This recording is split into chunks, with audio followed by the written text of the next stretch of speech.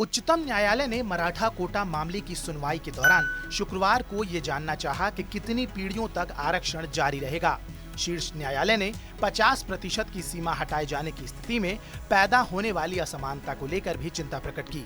महाराष्ट्र सरकार की ओर से पेश हुए वरिष्ठ अधिवक्ता मुकुल रोहतगी ने न्यायमूर्ति अशोक भूषण की अध्यक्षता वाली 5 न्यायाधीशों की संविधान पीठ से कहा कि कोटा की सीमा तय करने पर मंडल मामले में फैसले पर बदली हुई परिस्थितियों में पुनर्विचार करने की जरूरत है।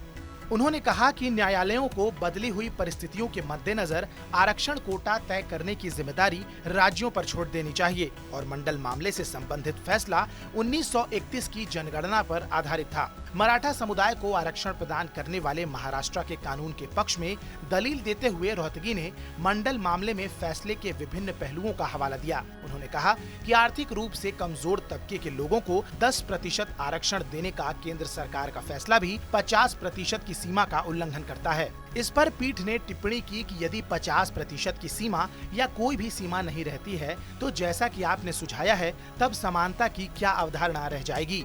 आखिरकार हमें इससे निपटना होगा। इस पर आपका क्या कहना है? इससे पैदा होने वाली असमानता के बारे में आप क्या कहना चाहेंगे? आप कितनी पीढ़ियों तक इसे जारी रखेंगे? रोहतगी ने कहा कि मंडल फैसले पर पुनर्विचार करने की कई वजह है जो 1931 की जनगणना पर आधारित था। साथ ही आबादी कई गुना बढ़कर 135 करोड़ पहुंच गई है। पीठ ने कहा कि देश की आजादी के 70 साल गुजर चुके हैं और राज्य सरकारें कई सारी कल्याणकारी योजनाएं चला रही हैं तथा क्या हम स्वीकार कर सकते हैं कि कोई विकास नहीं हुआ है, कोई पिछड़ी जाति आगे नहीं बढ़ी है। न्यायालय ने ये भी कहा कि मंडल से जुड़े फैसले की समीक्षा करने का ये उद्देश्य भी है कि पिछड़ेपन से जो बाहर निकल चुके हैं उन्हें अवश्य ही आरक्षण के दायरे से बाहर किया जाना चाहिए। बहरहाल आरक्षण की इस गुत्थी पर आपकी क्या राय है, ये हमें कमेंट सेक्शन में जरूर बताएं। साथ ही देश और दुनिया से जुड़ी तमाम बड़ी खबरों की अपडेट्स के लिए सब्सक्राइब कीजिए हमारा डिजिटल प्लेटफॉर्म TV9 भारतवर्ष।